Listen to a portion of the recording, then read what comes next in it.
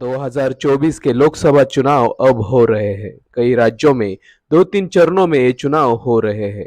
लेकिन जब भी चुनाव होते हैं, उस वक्त एक मुद्दा जरूर खड़ा होता है, ईवीएम मशीन और बैलेट पेपर का मुद्दा। इन दोनों में से कौन सी चुनावी मेथड सही है, इसका मुद्दा। ऑपोजिशन हमेशा ही आरोप लगाते हैं कि ईवीएम मशीन में धांधली की जा रही है। चुनाव बैलेट पेपर पे होना चाहिए। मशीन मशीन है, मशीन का कोई भरोसा कैसे किया जा सकता है। ऑपोजिशन हमेशा कहता रहता है कि सत्ताधारी पक्ष ईवीएम में धांधली कर रहा है। जो भी बटन दबाओ, वोट सत्ताधारी पक्ष को मिलता है। इसलिए या तो बैलेट पेपर से चुनाव होने चाहिए या फिर सभी ईवीएम मशीन्स बदल देनी चाहिए। दूसरी ओर सत्ताधारी पक्ष का मानना होता है कि ईवीएम मशीन से चुनावों में ट्रांसपेरेंसी आती है, और अगर डिजिटल युग में हम फिर से बैलेट पेपर की ओर चले जाएंगे तो वो ठीक नहीं होगा। सरकार ये भी बात करती है कि जब ऑपोजिशन चुनाव जीत जाती है तो ईवीएम ठीक होती है, और जब हार जाती है तब ईवीएम में धांधली होती है। ऐसा कैसे हो सकता है? लेकिन एक आम आदमी के मन में सवाल आता है कि क्या ईवीएम मशीन में सही में धांधली की जा सकती है? क्या सही में चुनावों के लिए फिर से बैलेट पेपर की जरूरत है? आज के इस वीडियो में हम ईवीएम और बैलेट पेपर की इस जंग को समझेंगे। तो चलिए शुरुआत करते हैं। बैलेट पेपर का इतिहास बहुत पुराना है। ब्रिटिश इंडिया द्वारा जब 1919 में गवर्नमेंट ऑफ इंडिया एक्ट 1919 पास किया गया था, इस एक्ट के बाद 1920 में चुनाव हुए। हालांकि इन चुनावों में बहुत ही कम लोगों ने वोटिंग की थी, लेकिन इसके लिए बैलेट पेपर का ही इस्तेमाल किया गया था।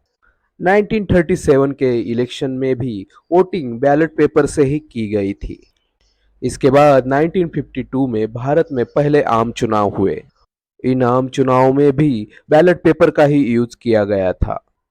लेकिन इसके बाद बैलेट पेपर मेथड में बूथ कैप्चरिंग जैसे मामले सामने आने लगे। बाद में बूथ कैप्चरिंग को कानूनी अपराध बनाया गया, लेकिन फिर भी बूथ कैप्चरिंग के मामले सामने आते रहे। हाल ही में अखिलेश यादव जैसे कई नेता कहते हैं कि जापान जैसे कई विकसित देश आज भी बैलेट पेपर पद्धति का यूज इलेक्शन के लिए करते हैं।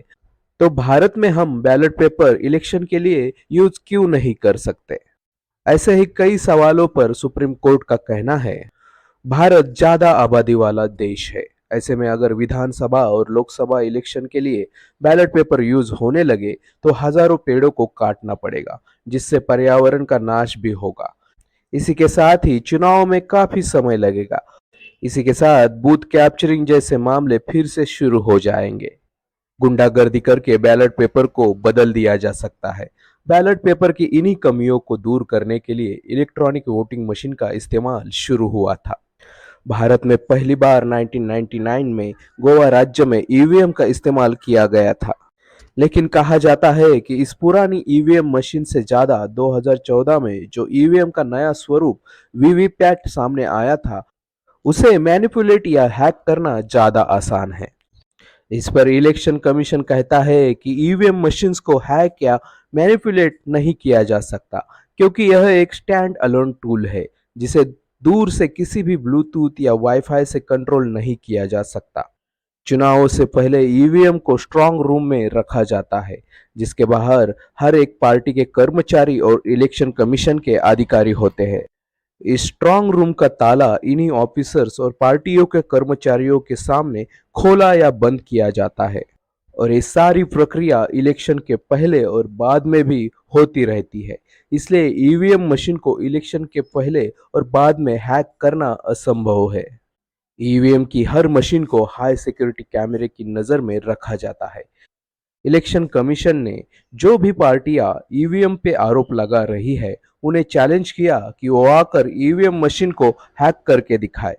भारत में सुप्रीम कोर्ट सबसे ऊपर है, और सुप्रीम कोर्ट ने हमेशा ही ईवीएम मशीन की तारीफ की है। लेकिन फिर भी दिल्ली जैसे कई जगहों पे ईवीएम हटाओ देश बचाओ जैसे नारे आज भी दिए जाते हैं। एक बार तो 2019 में इलेक्शन कमीशन पे ही आरोप लगाया गया कि 20 लाख ईवीएम मैन्युफैक्चरिंग यूनिट्स गायब है।